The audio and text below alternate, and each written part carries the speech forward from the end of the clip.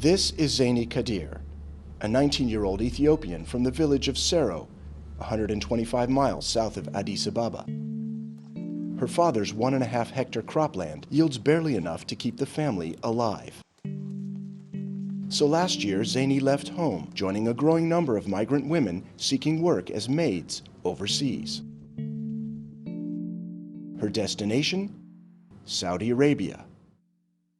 Nearly 160,000 Ethiopian women went to work in the Saudi kingdom in the year to July, a 10-fold jump on the previous 12 months. The United Nations says tens of thousands more go illegally, lured by foreign wages, a means of supplementing their families' meager incomes. But for Zaini, the escape route out of poverty didn't go to plan. After 3 months, she returned home. She'd suffered beatings, was threatened with a knife, and was denied wages. First of all, it's important to know how reliant most Saudi households are on domestic workers. Almost every household has a woman from Indonesia, Ethiopia, the Philippines, living and working in their home. We've documented a range of abuses. It's very common that women are often working from morning till night, 16 to 18 hours a day, 7 days a week. Many cases of unpaid wages, cases of forced confinement in the workplace, and in some cases, sexual and physical abuse. Bloomberg spoke to one Ethiopian woman who said she was raped repeatedly by her Saudi employer. Many are uninformed or undeterred by the potential risks, making Ethiopia an easy target for cheap labor. Some of the governments from countries that send domestic workers to Saudi Arabia have started to complain. And we've seen that the most prominently from the Philippines and Indonesia, where they faced a lot of pressure from civil society at home, from very bad media coverage, asking them to protect the Filipino workers in Saudi Arabia, to protect the Indonesian women who are working in Saudi Arabia. And Saudi Arabia hasn't liked this. So instead, they are starting to turn to countries that don't have strong labor protections, that don't have governments that are willing to speak out on behalf of their citizens' rights. And what we're starting to see are more domestic workers being recruited from countries like Ethiopia, Nepal, Bangladesh, Kenya. And these women are much less prepared, and they have much less access to services and to help if they do face abuse. In Ethiopia, more than 3/4 of the population lives on less than $2 a day. Lack of opportunity means that even teenagers migrate, despite the risks.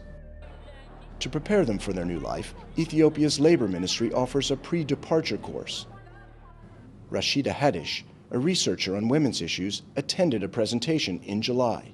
It was 3 hours, and the beginning was just a man basically telling the women what would happen when they go abroad, and then the other half was a video. And they were told to stay away from men. They were told what to take when they were going abroad. If they didn't have a new suitcase, that they should spray their old one with perfume so it would smell nice. That they shouldn't put an Ethiopian hair lotion because the Arab people don't like the smell of it. They were told that toothpaste is not face cream. It was helpful, but it wasn't adequate. For now, Zaini is relieved to be home. But her family, who borrowed the money for her flight to Saudi Arabia, want her to go overseas once more. Meanwhile, Saudi Arabia faces growing condemnation for its treatment of migrant domestics. Earlier this month, a Sri Lankan housemaid was beheaded after being convicted of killing a baby. Amnesty International says the woman, who denied the murder, had no lawyer at her trial. The oil-rich kingdom's treatment of foreign workers even has critics within its own royal family. Princess Basma bint Saud is the 115th and youngest child of the late King Saud. She says a distorted reading of the Quran is to blame for the mistreatment of domestic staff and women in her country. Misinterpretation of our religion to serve intents and purposes of the beholder. of men.